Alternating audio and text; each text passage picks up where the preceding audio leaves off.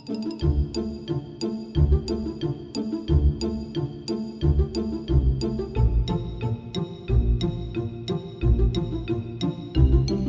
there, it's me, Annalisa Boyd, Orthodox Christian wife, mom to 8, bread baker, candy maker, self-proclaimed doula, accidental midwife, and the author of the Ascetic Lives of Mothers Hear Me and Special Agents of Christ, author, Ancient Faith Publishing. So today, I thought since we just celebrated, had the feast day of St. Mary of Egypt, that it would be beneficial for me to share a story that kind of goes along with it. Once upon a time, there was a man named Homeless Mark who came to our church in California. During the summer, after Vespers on Saturdays, we would have a barbecue. We had a professional, huge barbecue at our church, and we would bring meat. Everybody would bring their own meat and something to share. But we always made sure that we brought a little extra because we had visitors every Sunday.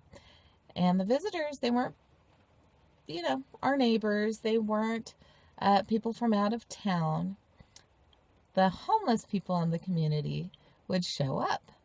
And towards the end of summer, maybe a few weeks before school started, they would disappear and then reappear the following summer. Well, one summer, everybody left except for one, and that was Homeless Mark. He liked to come to our church. He was not always appropriate. He was quite a character. Sometimes it was very hard to be around him because sometimes he didn't say things that were appropriate for church, for sure. Sometimes he would come and talk to you and he'd be right there in your face.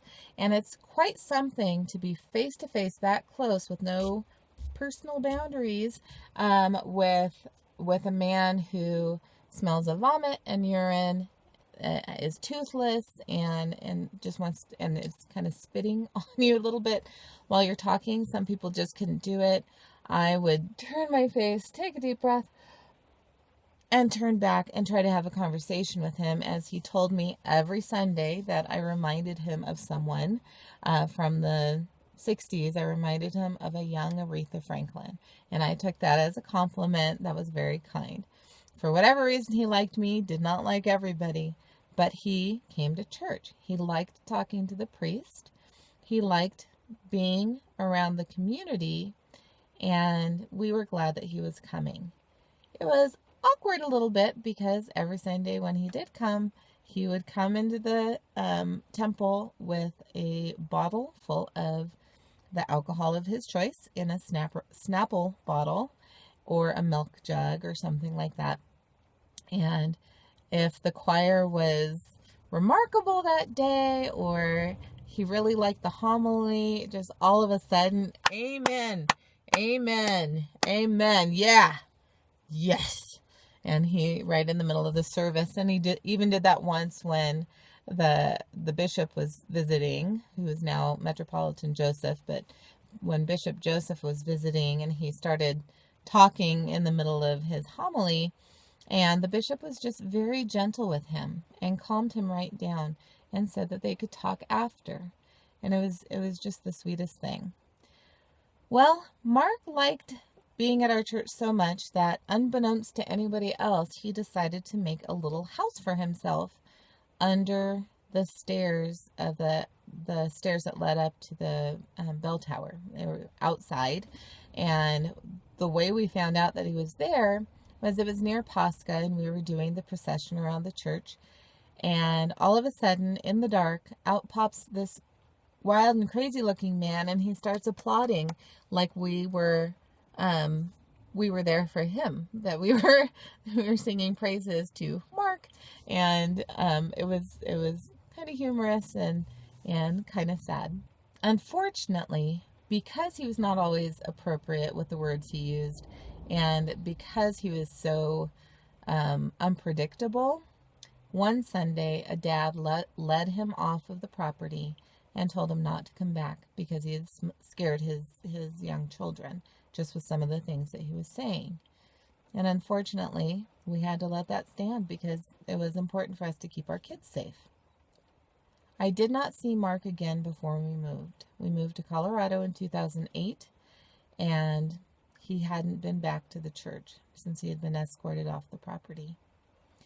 Made me kind of sad, but I understood why it had happened. And I moved, and I prayed for him, but I didn't think I'd ever hear about him again. Well, that Christmas of 2008, apparently Mark decided that he was done being homeless. He had been homeless and drunk for 40 years. He'd been on the streets, he had done who knows what, and made all sorts of choices. But he decided he didn't want to do that anymore.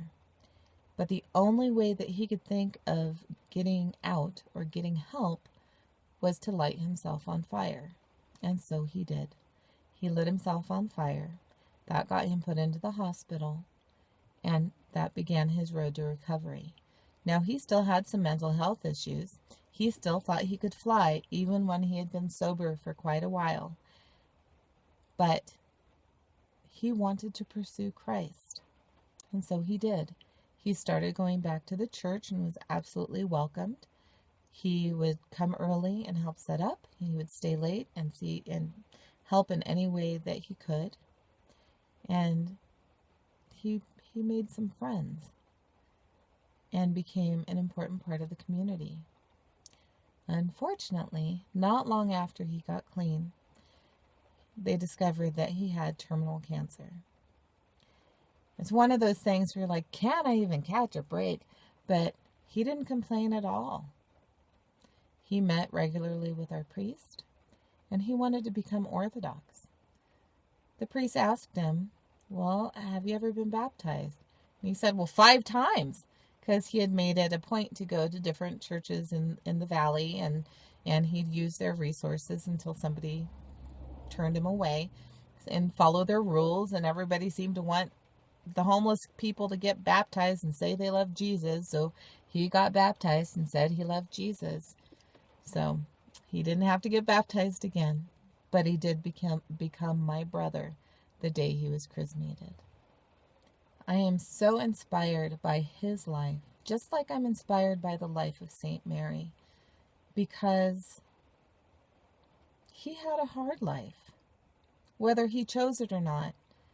Whether his sin or his bad choices caused it or not, he was still stuck. He was stuck in his passions, but he was always searching. He didn't know exactly what he was looking for, but he was looking for something. And more importantly, God was always calling to him.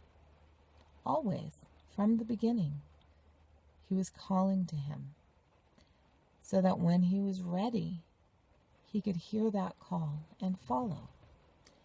Some of us may be dealing with some great shame in our lives for choices that we've made in the past or choices that we're making presently. There's nothing that we can do that can separate us from the love of God. Nothing. There's nothing. It feels like it. And the enemy wants us to believe that whatever we've done is too bad, too awful for God to be able to ever love us again. But that is not the truth. Or it may not be us.